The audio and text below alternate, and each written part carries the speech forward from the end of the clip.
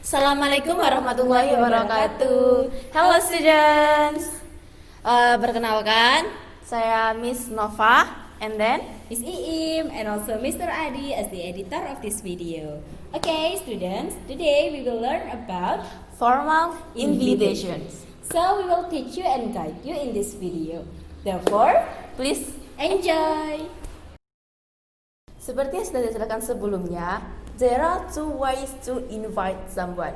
Pertama, we have spoken and then written. Pertama, we have a spoken. Jadi, apa itu spoken? Spoken, when you invite someone to present or participate something orally. Jadi, maksudnya itu adalah ketika kamu mengundang seseorang untuk menghadiri atau berpartisipasi terhadap sesuatu secara lisan. Miss Putri punya beberapa contoh dari spoken invitation. Pertama, I was just wondering if you would like to come over for a drink. Kedua, we'd be delighted to have you over for my birthday party. Dan ketiga, would you be interested in going to the stadium next Sunday? Setelah kita memberikan sebuah undangan, apa sih yang akan kita dapatkan? Apa? Of course, respon. So students, jadi di sini ada dua respons dari formal invitations.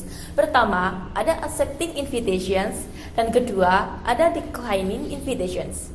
Jadi, accepting invitations itu maksudnya menerima sebuah undangan, sedangkan declining invitations itu menolak undangan. Oke, contoh dari accepting invitations. Pertama, I'd love to, thanks. Dan kedua, that's very kind of you, thanks.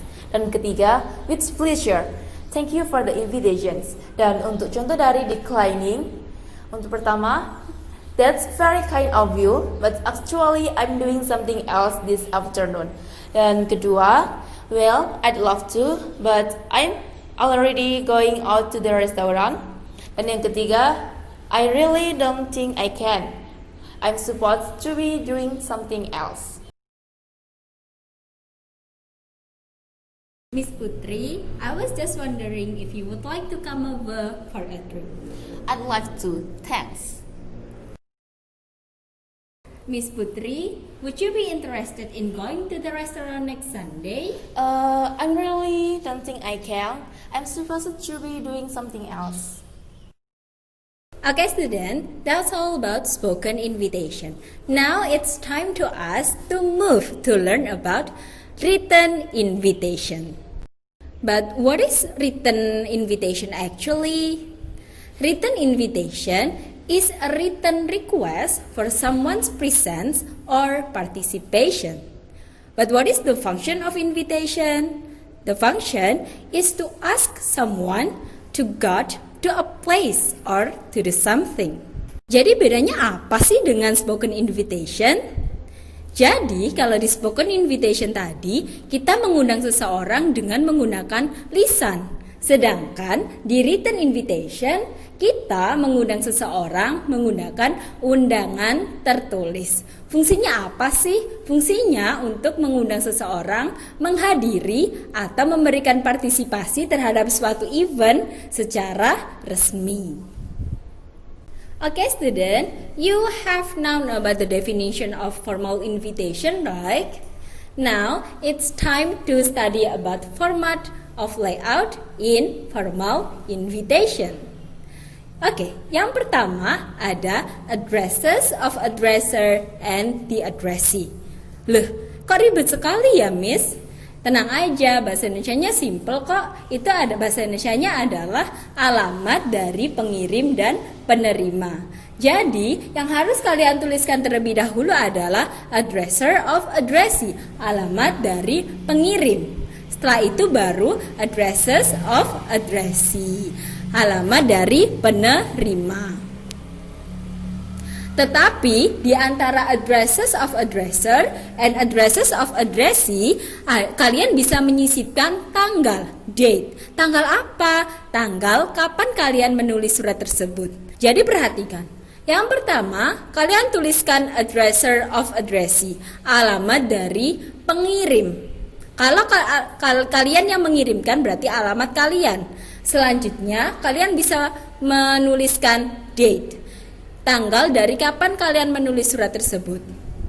Dan selanjutnya diikuti dengan addresses of addressee, alamat dari penerima, alamat dari pengirim, tanggal, alamat dari penerima. Paham ya? Oke ya, after addresses of the addresser and the addressee, ada salutation. Apa sih salutation itu? Jadi salutation adalah kalimat pembuka. Jadi kalimat pembuka ini ada baiknya dituliskan sebelum kalian menuliskan inti kenapa kalian menulis surat undangan. Contoh dari salutation itu gimana, Miss? Contohnya, good morning or dear sir. Oke ya. Selanjutnya ada body. Di sini body memiliki banyak bab untuk dituliskan ke dalam body. Banyak hal yang bisa dituliskan.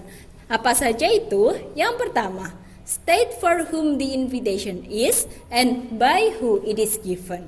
Apa itu, Kak? Kalian harus menuliskan untuk siapa kalian menulis undangan dan siapa yang mengirimkan. Bagian dari body selanjutnya adalah reasons of invitation.